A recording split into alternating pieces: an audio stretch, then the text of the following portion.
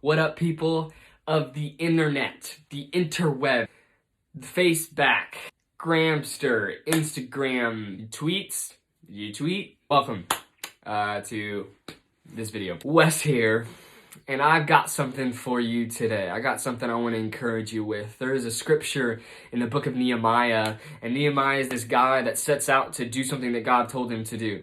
He sets out to rebuild this wall that was destroyed, to rebuild something that had crumbled to pieces. And there's a lot of stuff there and a lot of depth to that story. I mean, there's moments where he's being attacked by enemies. There's moments where he's hearing word of being attacked. And so there's a moment in that story, in that scripture, where he's got a tool in one hand as he's rebuilding this wall, and he's got a sword in the other. And this is not a story of joy all the time. This isn't a story of happiness throughout the whole thing. This is difficult. It's a difficult story. It's a difficult circumstance that Nehemiah and the people find themselves in. Yet there's an interesting verse in there that I want to encourage you with today. And that is, the joy of the Lord is your strength.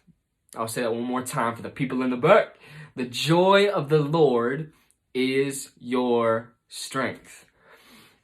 I think of that verse and I think of joy, right? And I think of strength. When I think of strength, I think of push-ups. When I think of joy, I think of smiles. I don't know about you, but when I do push-ups, I don't smile. Because push-ups aren't fun. Neither is working out. Neither is running. Neither is anything exercise. I don't smile. I don't find joy. But Nehemiah says the joy of the Lord is your strength. And I want to encourage you today, because there's a lot of things for Nehemiah that he wished would have went well, right? There's a lot of things that his plans that he, had thought up, this would be the best way out. This would be the most ideal circumstance, and yet those didn't always happen. And we find ourselves in the same boat, right? We're in a circumstance right now. This is not my ideal circumstance. I'm an extrovert, okay?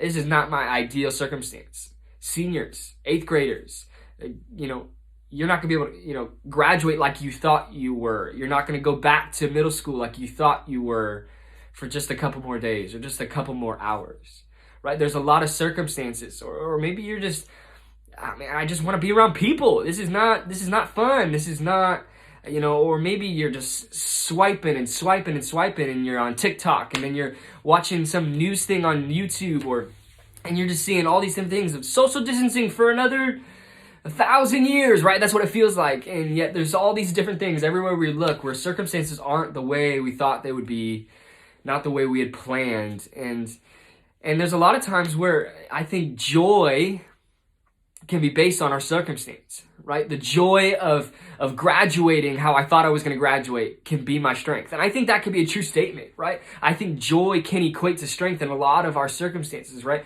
When things go planned, when that relationship works out, that joy can be your strength.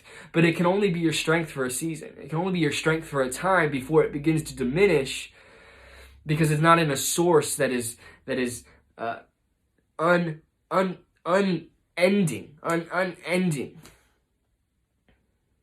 The joy of the Lord, though, is unending. The joy of the Lord is your strength. That's a source that never runs out, never runs dry. And yet we don't rely on that very often. And so I think sometimes, the joy of the Lord amidst whatever happens with graduation, whatever happens in coronavirus, whatever happens in the circumstance we're in, the joy of the Lord can still be your strength. The joy of the Lord isn't dependent on the news cycle and what news says about how long this is going to be in quarantine. Joy of the Lord is only dictated on one thing, and it's the Lord, not you or your circumstance. And so I want to encourage you today, wherever you're at, joy is a more spiritual thing than you give it credit for. Because joy can change the inside of your heart. Joy can change you from the inside out.